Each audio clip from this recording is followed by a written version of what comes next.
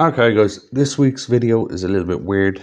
I've been trying to figure out how to do this one, and I've tried a few things out in the workshop and I can't get it so you can see what's happening. Alright.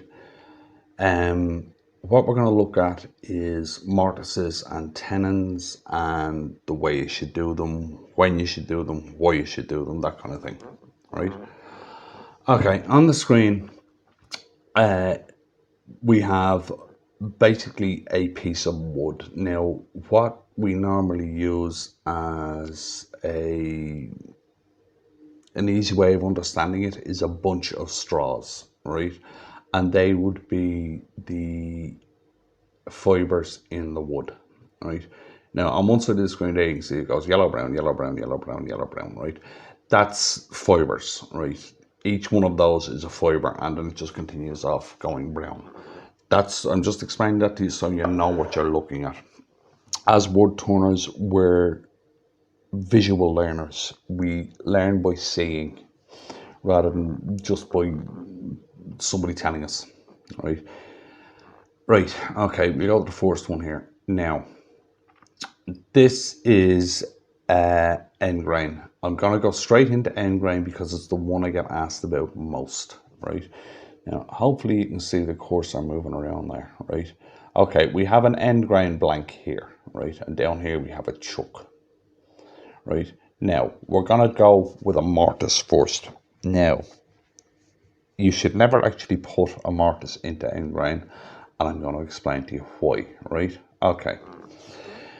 You put a mortise into end grain, right? Now, for every mortise, you should always measure with your jaws completely closed, right? And you measure to the outside of the jaws. Basically, you make the hole just big enough for your jaws to go into it, right? A bit later on, I'll explain why we do that, right? So you make your mortise, you match your dovetail to the outside of your jaws, and you make sure it's flat and it's strong, right? And in go your jaws, you expand your jaws out. Now, what's after happening there is you have your jaws expanded. There's a little gap after coming in here, which you want, right? You don't want that gap being too big, and you don't want it being too small, right? So basically, if you measure to the outside of your jaws, that gap is going to be just about right. Now, the problem with using a mortise on end grain is you create weaknesses, right? Now, the fibers in wood are strong going across them, but going along them, they're not. Think about it. If you want to split wood with an axe, do you chop into the side of the wood or do you chop down on top of it? You chop down on top of it because it's easier to separate the fibers than to cut them across. If you put a mortise into end grain, you're putting pressure against the sides of the straws, right? We're going to call them straws so that we know what we're talking about. Instead of saying fibers all the time, we'll just keep saying straws, okay? You're going to put pressure against the side of the straws, which is going to try and force them apart like that. The pressure is going to be going like that, outwards against the side of the straws, and what's going to happen is they're going to split. This is the reason that we don't use mortises on end grain. Can it be done? Yes, it can, but it is dodgy to do it, which is why we use tenons on end grain. Again, measure a tenon with the jaws closed from the outside of the jaws, right? Not the inside. This is where people make a mistake. They measure from the inside, right? And then when they go in, the gap's too big, right? As I said, I'll go into later on why that happens, why it's important, right? Then you put your tenon into your jaws and squeeze, and what you're doing there, as you can see with the red arrows, is you are squeezing the straws together, rather than pushing them apart, right? This is why we use tenons on end grain, because you're squeezing the straws together and not pushing the straws apart at their weakest point, right? Now we go on side grain, and as you can see, the straws are now turned the other way, right? When you're on side grain, you can use a mortise or a tenon. It's up to you. Some people swear by mortises, some people swear by tenons. I have a way of doing it. I'll go through it, right? Now, a side grain tenon. I always use them on green wood. No exceptions. Green wood, I never use a mortise. The reason being is that green wood, as it's drying, when you've rough turned it, everything warps, including the tenon or the mortise, right? And it is easier to reshape a tenon than it is to reshape a mortise. Now, if you're doing green wood, you cut the tenon oversized. You leave a gap of, now this depends on the size of the bowl, but you leave a gap between your jaws of about 1/4 inch, maybe a little bit more, so that when you get to actually turning it proper, the gap will be correct, right? It goes in, you put your tenon into your jaws.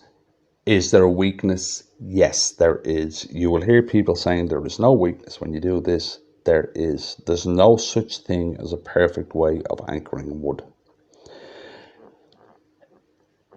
It's unlucky if it happens, but you see where that red arrow is pointing. If you happen to be unlucky enough where the straws are laying exactly level, right? You might be unlucky enough where the edge of your two jaws are right on where two of those fibers join, and you're creating a weakness. This has happened to me hundreds of times. I think there's a video ages back, 2 or 3 years back maybe, the trouble with tenons where one just kept snapping off, kept snapping off, kept snapping off. This was what was happening to me. It was just the way that piece of wood was, it just kept snapping. It happens, right? A tenon is still one of the safest ways of holding something big, especially if you're doing something big and heavy. I wouldn't do a mortise on something big and heavy. A tenon is just, it's safer because it's held more, right? I would only ever use a tenon if I'm coring. I wouldn't use a mortise. I don't trust them that much. I don't trust them enough to do that. If I'm doing bone dry wood, like, you know, the way I do an awful lot of tiger wood and acacia and exotics, I always use a tenon, or sorry, I always use a mortise just to save depth, because you can use a mortise as part of a foot where you can't use the tenon. You have to cut it out, right? And you could, yeah, it's not much. It's maybe 1/2 inch, but you're still losing 1/2 inch of depth there. That's why you'll see me using mortises a lot of the time when I'm cutting, no, excuse me, when I'm cutting exotic woods. It's just to save wood. It's just to save a little bit of depth, right? On tenon on side, or yeah, on a mortise on side grain, sorry. On a mortise on side grain, same thing, measure to the outside of the jaws, with the jaws closed, because when you go in, go back a bit, go back there, previous, sorry about that. When you go into it and you expand out, you will get that gap. You will get that gap, right? Now, this is why